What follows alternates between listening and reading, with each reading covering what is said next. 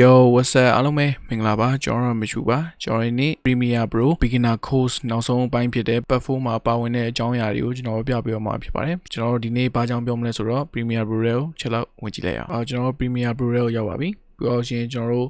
လုပ်ထားတဲ့ Part 1 project ကိုဖွင့်လိုက်မယ်ပြီးတော့လို့ရှိရင်ကျွန်တော်ဒီမှာedit ဖြစ်လာတဲ့ဟာရှိမယ်ပေါ့နော်ကျွန်တော်ဒီအောက်မှာကျွန်တော်ရဲ့ရိုက်ထားတဲ့ file ကိုဒီ frame ထဲမှာပေါ့နော်ဒီဘက်ထောင်ထားလေးမှာကျွန်တော်ထားနေကြပုံစံမျိုးတိုင်းလေးထားပြမယ်ပေါ့ဘယ်လိုထားလဲဆိုတော့လွယ်ပါတယ်ဒီကျွန်တော်ခုရိုက်ထားတဲ့ file ကိုဆောင်းတော့ record ယူထားတဲ့ file ရဲ့ပေါ်တင်လိုက်မယ်ပြီးတော့လို့ရှိရင်ကျွန်တော်ဒီမှာ opacity ရှိရပေါ့နော်ကျွန်တော်ဒီ opacity ထဲမှာကျွန်တော်ဒီအဝိုင်းလေးရှိရပေါ့နော်အဲ့လိုချက်နေလိုက်ပါဆောင်းဝိုင်းလေးပေါ်လာပြီပေါ့နော်အဲ့ဟာကြောင့်ရှင်ကျွန်တော်ဒီမှာ mass expansion ဆိုတာရှိရဲကြည့်ရလို့ရှင်လိုလေးဖြစ်လာလိမ့်မယ်ကျွန်တော် site ကိုလည်းသိလိုက်မယ် scale ပေါ့နော် scale ဆိုတော့ကျွန်တော်ရှေ့ကအပိုင်းဒီမှာကျွန်တော်ပြောပြပါပြီscale ဆိုတာကျတော့ကျွန်တော် site ကြီးကျယ်ပေါ့နော်ဘာလို့ရှိအဲ့ကောင်လေးကို35လောက်ထားလိုက်မယ်35နဲ့သေးသေး39လောက်ထားလိုက် okay 39လောက်ထားဖို့အောင်ရှင်ကျွန်တော်ဒီမှာ possession ကဒီမှာ h ရှိမယ် y ရှိမယ်ကျွန်တော်ဘယ်ညာရွှေ့ရမှာဆိုတဲ့အကြောင်း h ကိုနည်းနည်းလေးဟိုဘက်တိုးလိုက်မယ်တိုးဖို့ရှင်ကျွန်တော်ဒီမှာy ရှိရယ် y ကိုအောက်ကိုနည်းနည်းလေးချလိုက်မယ်ပေါ့နော်အဲဒါဆိုလို့ရှိရင်ကျွန်တော်ရဲ့မျက်နှာလေးကိုဒီဘက်ညာဘက်အောင်နာလေးမှာမြင်နေရပြီဖြစ်ပါတယ်ဆိုတော့ကျွန်တော်တို့အဲ့ဒီဟာလေးကိုကျွန်တော် save လုပ်မယ်ပေါ့နော် save လုပ်မယ်ဆိုလို့ရှိရင်ကျွန်တော်ဘယ်လို save လုပ်မလဲပေါ့ opacity ရယ် motion ရယ်ကစားတာပေါ့နော်အဲဒါဆိုလို့ရှိရင်ကျွန်တော်အဲ့နှစ်ခုကိုဆက်လက်မှတ်လိုက်မယ်ဆက်လက်ဘယ်လိုမှတ်မလဲဆိုလို့ရှိရင်ပထမဆုံးအပေါ်ကဒီ motion ဆိုတဲ့ဟာကို left click ချက်နှိပ်လိုက်ပြီးတော့ရှင်ကျွန်တော်ဒီမှာ control နှိပ်ပေါ်ရှင် opacity ကိုပါချက်နှိပ်လိုက်အဲ့ခါကျတော့ရှင်နှစ်ခုလုံးကဆက်လက်ဝင်သွားလိမ့်မယ်ပြန်မှာအဖြူလေးမြင်ရပြီတွေ့ရမလားပြီးတော့ရှင်ကျွန်တော် right click ထောက်လိုက်မယ်ပြီးတော့လို့ရှိရင်ကျွန်တော်ဒီမှာ save preset ဆိုတာလေးရှိရဗျာအဲ့ဒါလေးကို save preset လေးကိုနှိပ်လိုက်နှိပ်ပေါ်ရှင်ကျွန်တော် preset ကိုဘယ်လိုနာမည်ပေးမလဲပေါ့ဘယ်လိုပေးရမလဲ cycle လို့ပေးလိုက်မယ်okay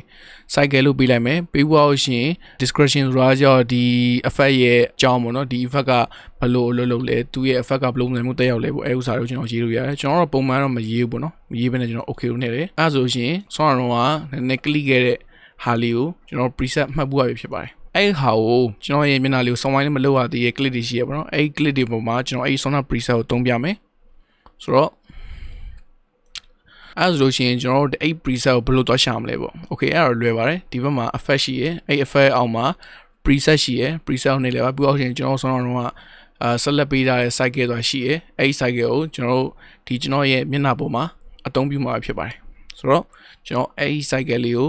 left click ဖိပြီးတော့ဆွဲလိုက်မယ်ဆွဲဖို့အောင်ရှင်ကျွန်တော်တို့ဒီမှာကျွန်တော်ရဲ့ဒီမျက်နှာလေးမြင်နေရတဲ့ click ရှိရပါတော့အဲ့တုံးလေးပေါ်မှာကျွန်တော်တင်လိုက်ပါမယ်။ Okay ဆိုရှင်ကျွန်တော်ရဲ့မျက်နှာလေးကဆောင်းတော့ preset သုံးလိုက်တဲ့အတွက်ကြောင့်ကျွန်တော်ရဲ့မျက်နှာလေးကညာဘက်အောက်နားလေးမှာဝိုင်းလေးဖြစ်နေရပါတော့။အဲဆိုရှင်ကျွန်တော်ဒီမှာကြည့်ရတော့ကျွန်တော်ရဲ့မျက်နှာတိတ်ပြီးတော့မဝိုင်းမင်းနဲ့အပေါ်က down လေးကပြန့်နေရပေါ့။အဲခါကျတော့ရှင်ကျွန်တော်ဒီမှာနည်းနည်း edit လုပ်လိုက်အောင်ပေါ့နော်။ဆောင်းတော့ကျွန်တော် mass expression ကိုနည်းနည်းလေးshort လိုက်မယ်။288လောက်မထူပါဘူး265လောက်ထားလိုက်မယ်နော်။အဲဆိုရှင်ဆိုကျွန်တော်265ကိုပြောင်းလိုက်မှာဖြစ်ပါတယ်အခါကျတော့ရှင်စဝိုင်းပူဆန်သွားပြီပေါ့နော်ထိတ်ကြီးရနည်းနည်းပြန့်နေရတဲ့စားလို့ရှိရင်တော့နောက်ဆုံးအနေနဲ့ဒီ video file ကိုဘယ်လို export လုပ်ရမလဲပေါ့ကျွန်တော်ဒီမှာ edit တွေပါညာလုပ်ပြီးဆိုရှင်ကျွန်တော်နောက်ဆုံး file အနေနဲ့ဘယ်လို export လုပ်ရမလဲဆိုတဲ့ဟာကိုကျွန်တော်နည်းလေးပြပြပေးရမှာဖြစ်ပါတယ် edit လုပ်တာဟုတ်ပြီပေါ့နော်ကျွန်တော် edit လုပ်တဲ့ခါကျတော့ရှင်အထူးသဖြင့်ပေါ့နော်ကျွန်တော် effect သုံးတဲ့ခါကျတော့ရှင်ကျွန်တော်တို့ရဲ့ဒီ sequence တွေရဲ့ပုံမှာဒီလိုမျိုးအဝိုင်အောင်လေးမဟုတ်ဘဲနဲ့တခါရောက်ရှင်အနီအောင်ဖြိုသွားရတဲ့အခြေအနေမျိုးရှိရပေါ့နော်အဲ့လိုမျိုးအခြေအနေမျိုးရောက်ပြီဆိုလို့ရှင်ကျွန်တော်ဘယ်လိုမျိုးပြန်ပြီးတော့အဝိုင်အောင်ဖြစ်အောင်ပြန်လုပ်အောင်လဲဆိုတော့ကျွန်တော်ဒီမှာနည်းနည်းလေးရှင်းပြပေးခြင်းနဲ့ပေါ့နော်ဆိုတော့ပထမဆုံးကျွန်တော်ဒီမှာ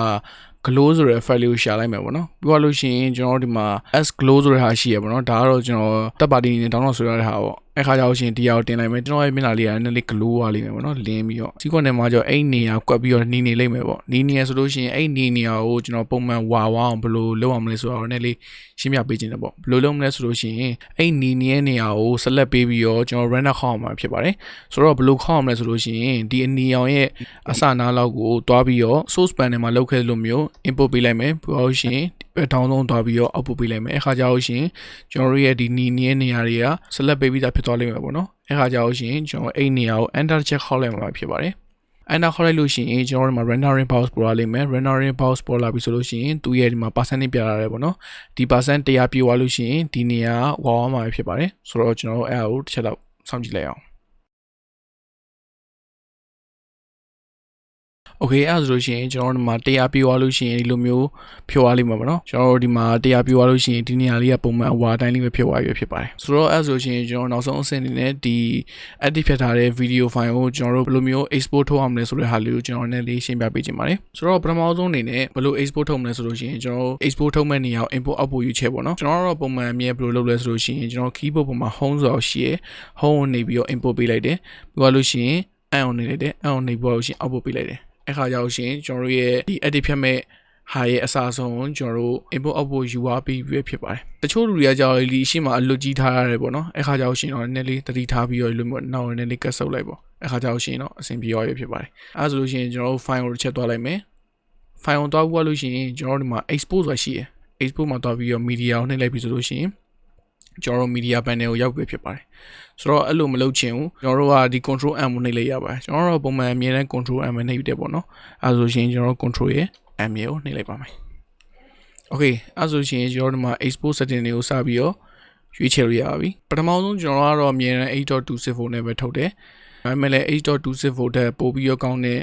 quality လည်းထုတ်လို့ရတယ်ပေါ့နော် social media မှာ demo အတွက်ဆိုလို့ရှိရင် 8.264 ကတော့အဆင်ပြေဆုံးပဲပေါ့ပြောရလို့ရှိရင်ဒီမှာ preset တွေရှိရယ်ဒီမှာ YouTube preset ရှိရယ်ပြောရရှင် Vimeo ပြီးရင် Twitter တို့ဘာလို့ပေါ့နော်ပြီးရင်ဒီမှာ high quality ပါညာ smuggler Facebook တောင်မရှိသေးတယ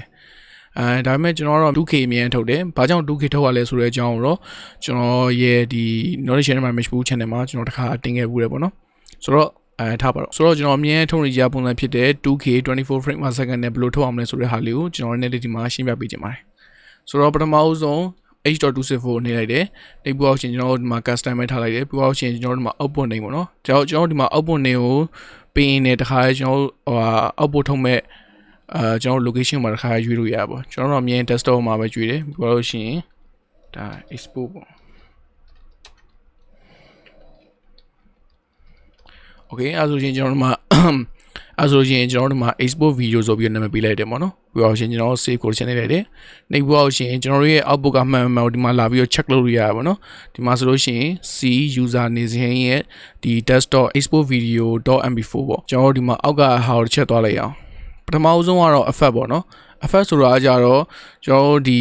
sequence တစ်ခုလုံးရဲ့အစနဲ့အဆုံးကျွန်တော်တို့ effect ထပ်အုပ်ချင်သေးရထပ်ထည့်ချင်သေးရဆိုလို့ရှိရင်ကျွန်တော်တို့ဒီမှာလာပြီးတော့ထည့်လို့ရသေးတယ်ဒါပေမဲ့ဖြစ်နိုင်တော့ကျွန်တော်တို့ sequence နဲ့မှာတွားပြီးတော့ထည့်တာတော့ save ဖြစ်ဆုံးပေါ့နော်ဒီမှာထည့်တာတော့ပို့ပြီးတော့ကောင်းပါတယ်ပေါ့နော်ကျွန်တော်မထည့်ဖို့တော့ပို့ပြီး recommend ပေးရကိုပေါ့ sequence နဲ့မှာတခါတည်းပဲထည့်လိုက်ထည့်ဖို့အောင်ရှင်တော့ပြီးရောပေါ့နော် okay ရဆိုရှင်ကျွန်တော်နောက်ထပ် tab တစ်ခုတော့ပါမယ်နောက်ထပ် tab တစ်ခုကတော့ video ပါဒါကတော့အရေးကြီးဆုံးအပိုင်းပေါ့နော်အဲ့ဒါပါလဲဆိုတော့ကျွန်တော်ဒီမှာ width နဲ့ height ပါအဲ့ဒါကြောင့် resolution ရွေးရမှာပါကျွန်တော်ကတော့အမြင်နဲ့ 2K ထားတဲ့အတွက်2560ထားလိုက်မယ်အဲ့ခါကြောင့်ရှင်သူက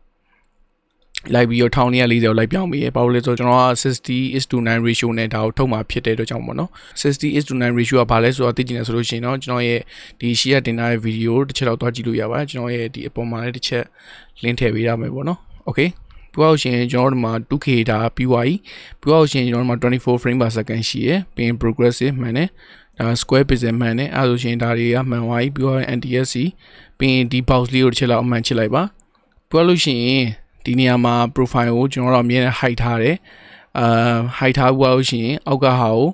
5.2 ထားတယ်ထားဖို့လို့ရှိရင်ကျွန်တော်ဒီမှာ CPR ကိုကျွန်တော်50 ထိတင်ထားတယ်ဘာကြောင့် CPR နဲ့ထုတ်တာလဲဆိုတဲ့အကြောင်းတော့ကျွန်တော်နောက်ထပ်ဗီဒီယိုမှာလည်းပို့ပြီးရှင်းပြပေးမယ်ပေါ့နော်ဘာလို့လဲဆိုတော့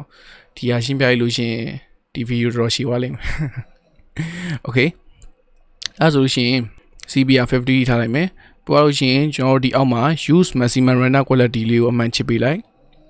်ပြောလို့ရှိရင်ကျွန်တော်တို့မှာ export နဲ့ထုတ်ရုံပါပဲနောက်တစ်ခုကကျွန်တော်တို့မျိုး sequence ကိုအရှိမဖြတ်ထားတာမျိုးမရှိဘူးဗျာ